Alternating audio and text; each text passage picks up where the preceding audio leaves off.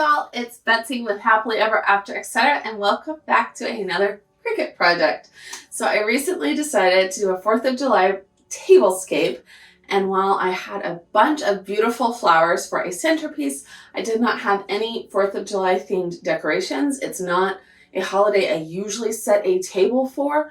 Just thought it would be fun this year, a little out of the box since my box is usually very pink and rose gold.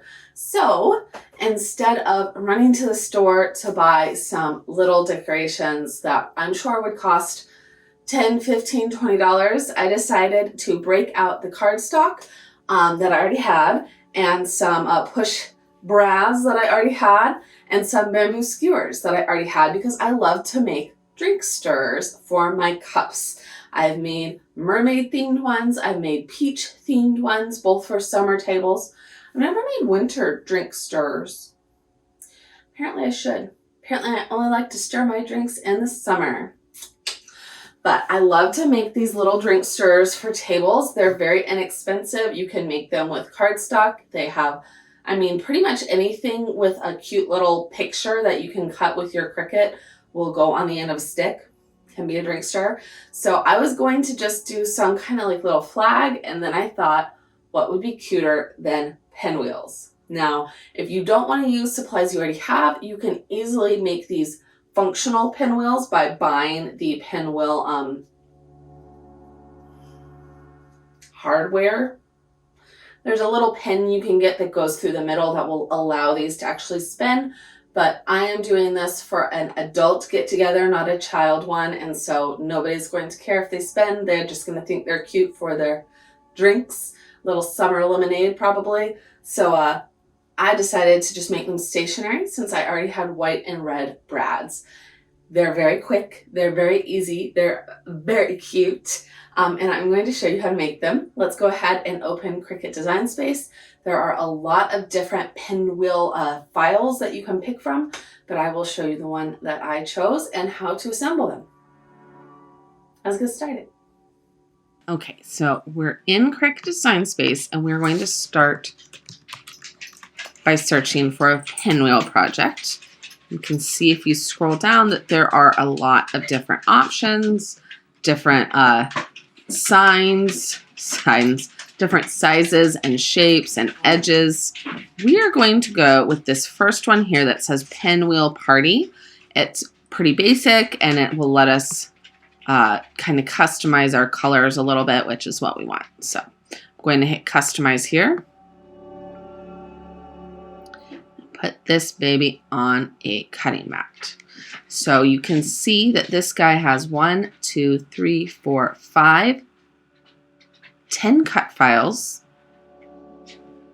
all different colors. So if we cut this as it is right now, it's going to make 2 pinwheels of each color, and it's going to put them all on separate cutting mats, which might be exactly what you're looking for. We are actually looking to make 3 different colors. So we only need 3 of these. We want to make more than 2 of each. So I think we want to make at least 4. I'm going to go with 8. So now should go ahead and lay these out across the tab. Perfect. Go ahead and hit continue and it's going to connect to my maker.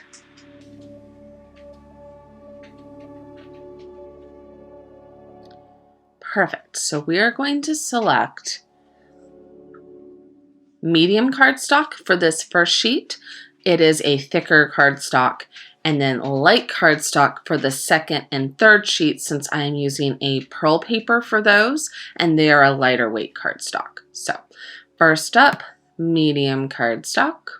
If you don't have these favorited, obviously I use them quite often, you can browse your materials here and select them from the list.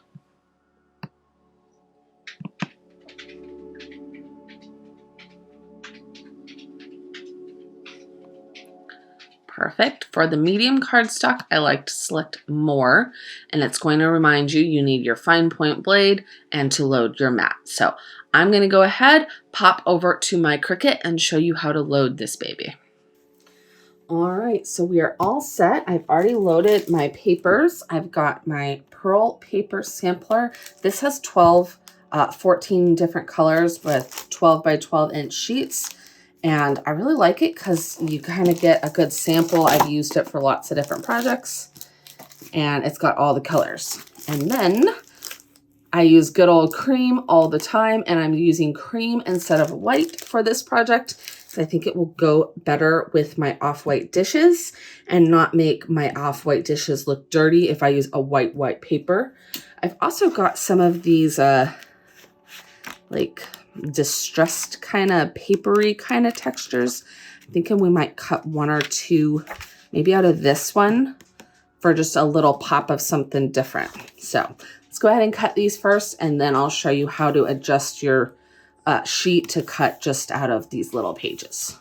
I'm going to start with our thicker cardstock. You can see I've loaded it with this missing peach down below because this is the last sheet of cardstock that I cut my peach drink stirrers out of. Oh, this is why I always keep these materials, hoard them, use them for the next project. Don't worry, I don't waste any materials at this house. And now we've loaded and we're gonna hit go. Once this sheet cuts, we will go ahead and use that light grip or light cardstock setting for our red and blue pearl sheets.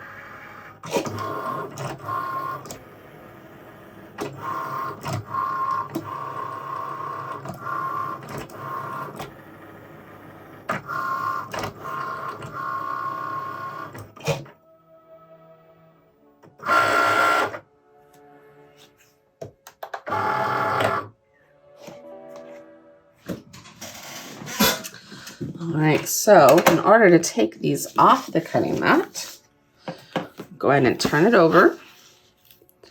And we're going to want to curl our cutting mat away from our cardstock instead of the other way around. And they will just pop right out. Make sure if you need to hold it down a little bit. Definitely do not want these guys to curl in a weird way because we will be curling them for the pinwheels. And we don't want to have to uncurl them, if that makes any sense. We want them to curl in one direction, not the other.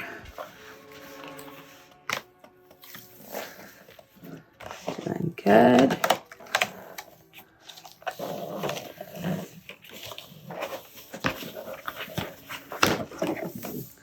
Perfect. So I've actually still got some of this I can use for another project. our little pinwheels. Pinwheeling. We will clean this off. Just use a little scraper.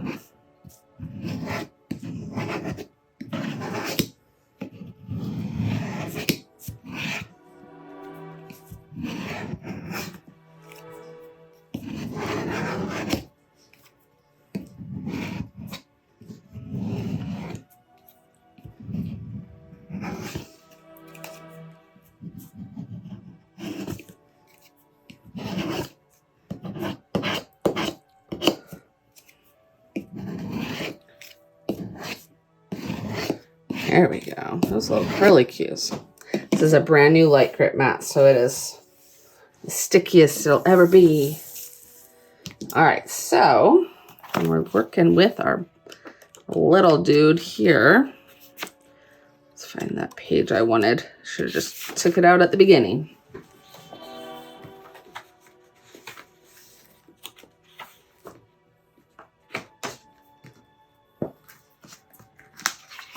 If we lay it down this way, we'll just barely be able to hold two. But if we lay it this way, it's a square, Betsy. It's a square. I think it'll work, but just barely. We might have to use 2 sheets of this. Either way, I'm gonna lay this down right on that 1-inch mark so we can lay our squares down and Cricut design space right on that 1-inch mark and right up to the 7-inch mark. And it should be pretty darn close, but it should work. So there we go. In the meantime, I'm going to go ahead and cut these 2. I'll be back once everything's cut. Dun, dun, dun, dun. All right, so we've got all our pieces cut, and I have started to assemble these to make sure that they work. Spoiler alert, they do. So while you can get functioning pinwheel parts to let these spin on their axis, I am simply using these little brads. This project is kind of a use what I get kind of project, and I have a whole bunch of these left from a Valentine's Day themed party in college, actually. You know, hoarding pays off sometimes. So I did have to use my hole punch to make the holes bigger because I am using these big brads and not the smaller pinwheel attachments. But that's okay. You can see I simply cut bigger holes with my hole punch to put the bigger brad through.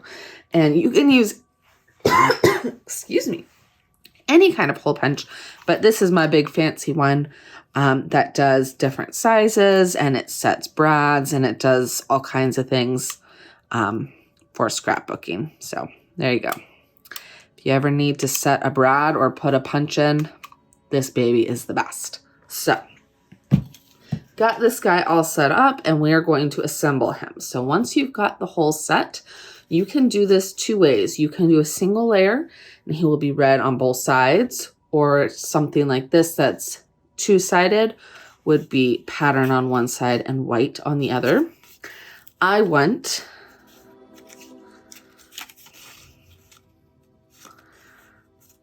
a duo kind of color look. So that's why I cut so many of these, so that we can have them double-sided. And then you have to decide if you want this side to be the inside or if you want the color to be the inside. So for these 2 patterned pieces, since we only cut 2 of those, I want them to be the inside. So we're going to then fold our tips with the holes towards the middle. All right, so we're going to fold them all in. Bend them a little, make sure they're all going right to the middle hole. And then we'll simply start assembling. So brad goes through the middle.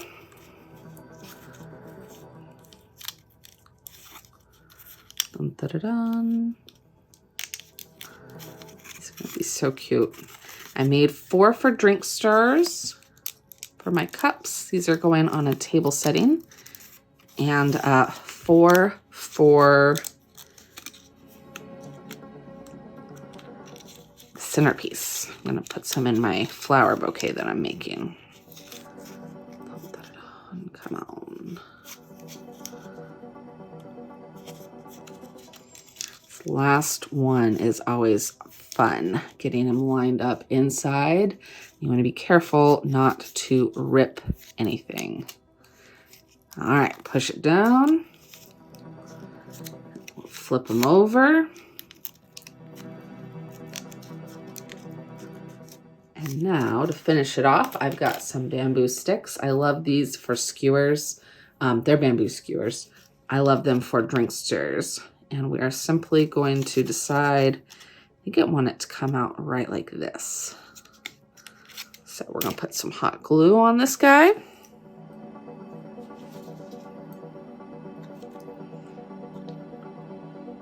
Perfect. Very nice. Hot glue them down.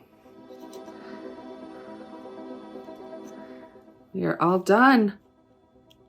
Pinwheel complete. I could easily cut some more paper, a little circle to go over this in the back to make the back just a little prettier. But if you're not going to see the back, you don't need to worry about it. Pinwheel complete. I'm going to go ahead and finish the rest of these pinwheels, and then I will show you what they look like all finished. Pretty shots. So like I said, I am doing a whole 4th of July table. So if you want to check out that video, I will link it down below. I am doing pinwheels and pretty 4th of July napkins with my Cricut to set off the table. So go over and check it out. See how it all turns out in the tablescape video. I will link that as well. I will see y'all in the next project. Bye.